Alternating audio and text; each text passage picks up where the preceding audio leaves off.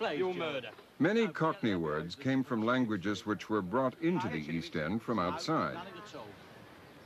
The great wave of Jewish immigrants who started coming here in the 1880s brought Yiddish. The Cockneys quickly picked it up. Nosh for food, gazump for a swindle, schmuzzle for a to-do, schmutter for clothing.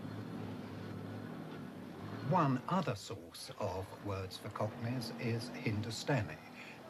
We had Hindustani long before we had immigrants from there, because before the First World War, serving soldiers, of whom a great many were Cockneys, most of them went to India, and they picked the verbal pockets of the Indians as they do everybody else's.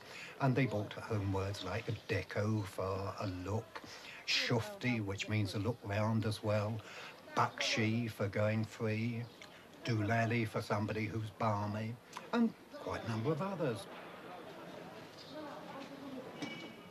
And there are a surprising number of Romany words in Cockney.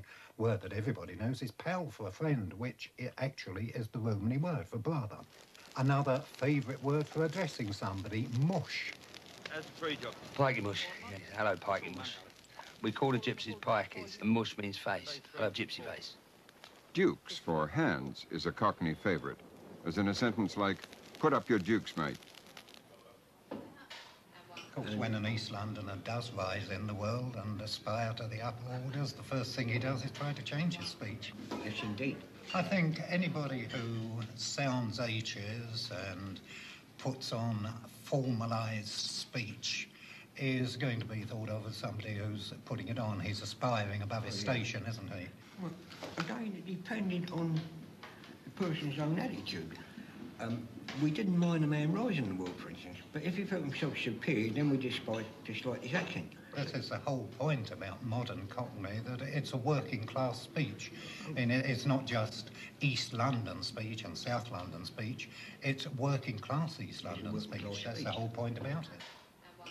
What we call Cockney speech today, in its backbone, was the speech of the citizens of London, not necessarily the lower order citizens of all classes, except probably the court, and certainly in the late Middle Ages, and certainly in Elizabethan times.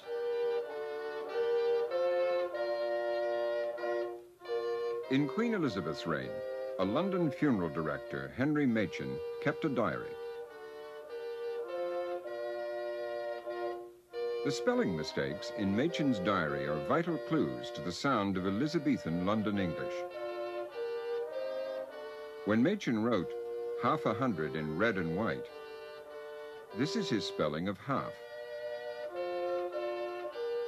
Describing a mugging, a man thrust between the ribs, this is his spelling of thrust.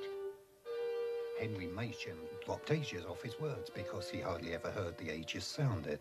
He wrote words like chains and strange with a Y in them instead of an A. He actually wrote them as chines and strange because he heard people say them like that. What you see in these is a representation of the way people spoke. He wrote words like mother and feather as mother and feather with V's in them. And there are so many more of these. Up to the 18th century, up to, say, about 1750, Cockney was the speech of anybody and everybody in the City of London. But the second half of the 18th century was an age of great social change. Because it was an age of change, you had a new social class who wanted a way to identify themselves. The way they picked on was speech. If you spoke properly, if you had good grammar, enounced words in a received way, then you marked yourself as a member of the upper class. Until the 18th century, there was virtually no formal guidance about the proper spelling and pronunciation of English. The language was in such a state of flux that writers like Jonathan Swift proposed an academy to regulate it.